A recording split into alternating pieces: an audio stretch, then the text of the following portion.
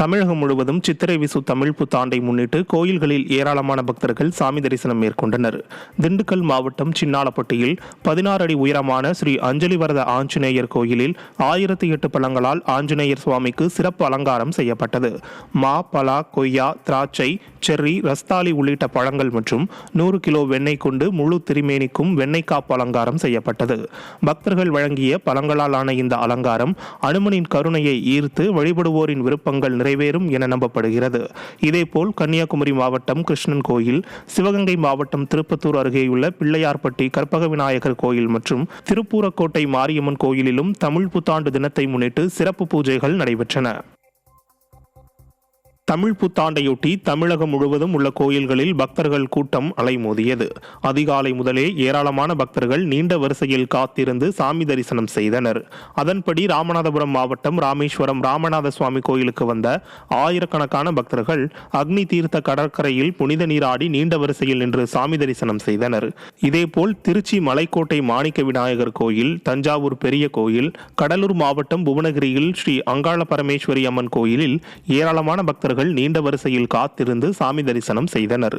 திண்டுக்கல் மாவட்டம் ஆத்தூர் அருகே கன்னிவாடி வனப்பகுதியில் எரிந்த நிலையில் இளம்பெண் சடலம் கண்டெடுக்கப்பட்ட சம்பவம் பரபரப்பை ஏற்படுத்தியுள்ளது. அமைதிச்சேலை ஆதிமூலம் நீரோடை அருகே 60 அடி பள்ளத்தில் 22 வயது மதிக்கத்தக்க இளம்பெண்ணின் உடல் பாதி எரிந்த நிலையில் மீட்கப்பட்டது. இதையடுத்து பெண்ணின் உடல் பிரேத பரிசோதனைக்காக திண்டுக்கல் அரசு மருத்துவக் கல்லூரி மருத்துவமனைக்கு அனுப்பி வைக்கப்பட்டது. உயிரிழந்த பெண் யார், இங்கு எப்படி வந்தார் என்பதை வழித்தட கிராமங்களில் உள்ள சிசிடிவி கேமரா பதிவுகளை கொண்டு விசாரணை நடைபெற்று வருகிறது.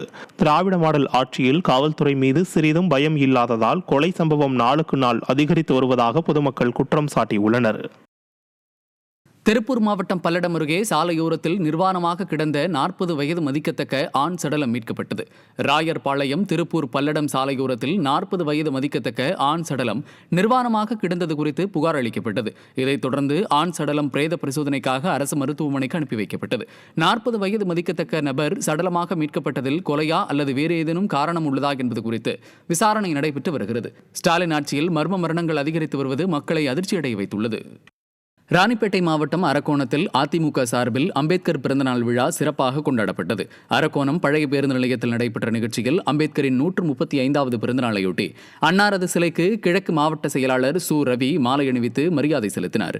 நிகழ்ச்சியில் அதிமுக நகர ஒன்றிய நிர்வாகிகள், உள்ளாட்சி பிரதிநிதிகள் உள்ளிட்ட பலர் பங்கேற்றனர்.